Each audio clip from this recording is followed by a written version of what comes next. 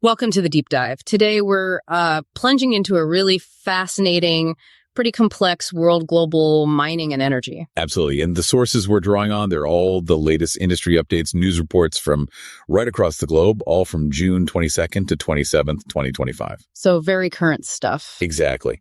And our mission really is to sort of peel back the layers for you. We want to uncover how these big geopolitical strategies and, well, just raw economic forces are reshaping critical mineral and energy supply chains. And what it all means for you, right? Precisely.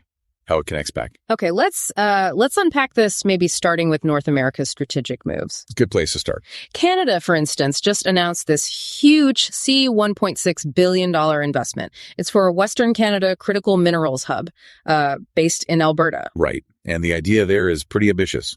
Producing battery-grade lithium carbonate, refining nickel, cobalt, separating rare earths. The whole package, basically. It seems like a clear aim to, challenge China's grip on EV supply chains. Definitely. But it also shows just how much capital and, frankly, time it takes for Western countries to build up that kind of parallel infrastructure. It's a long game. Yeah, a marathon, like you said. And then south of the border, the U.S. seems to be facing its own issues, particularly with copper. The copper conundrum. Yeah, exactly. You've got major producers like Freeport-McMoRan, and they're flagging potential slowdowns in output. And the reasons are complex, right? Labor shortages, tougher permitting rules, even local community opposition. Right. And this is happening while copper prices are, pretty high, near $9,400 a ton, right, driven by electrification trends. So even with strong demand and prices, getting it out of the ground domestically is proving tricky.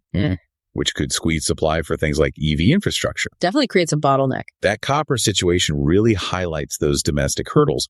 And what's fascinating, too, is seeing how other countries are asserting more control over their resources, especially in Africa. Okay, yeah. Tell us about that. We'll take the Democratic Republic of Congo, the DRC. They've just extended their ban on exporting unrefined cobalt. Okay, so they want the value add kept in country. Exactly. The clear intent is to drive investment into local refining capacity. Now, given the DRC supplies, over 70% of the world's cobalt? 70%? That's huge. It is. So that decision, it really intensifies the supply constraint for battery manufacturers everywhere.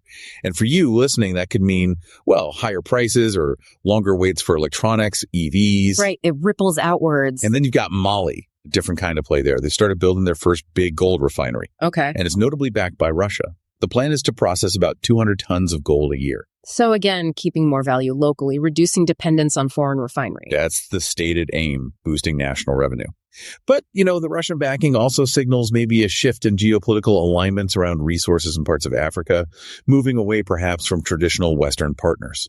Interesting dynamic. So these moves in the DRC and Mali, they really underline that trend of countries wanting more ownership. But it's not just ownership, is it? It's also the sheer cost of extraction and refining, which brings us to, energy costs. That seems to be a huge factor everywhere. A massive challenge. Yeah. Look at Europe, for instance. Sweden just lifted its, 40-year ban on uranium mining? Yeah, opening up exploration in the north.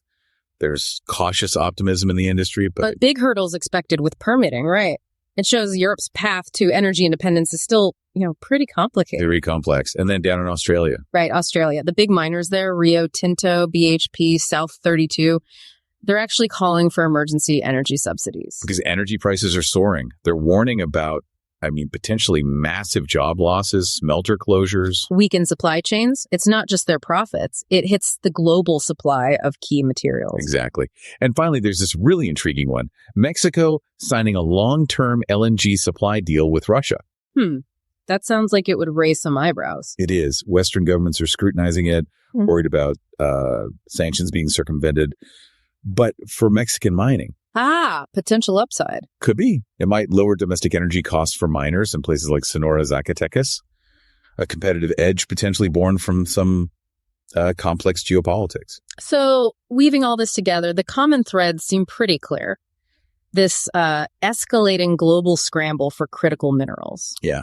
countries pushing hard for more resource independence. And this constant underlying challenge of energy costs impacting everything. Absolutely. So what does this all mean for you listening?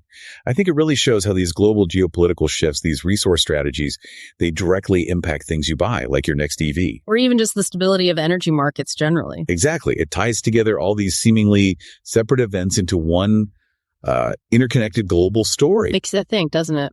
It does. Mm-hmm. And maybe a final thought to leave you with. How might these kinds of localized shifts in mining and energy fundamentally change the global trade alliances and maybe even the economic power balances we're used to, say, over the next 10 years? Definitely something to keep an eye on.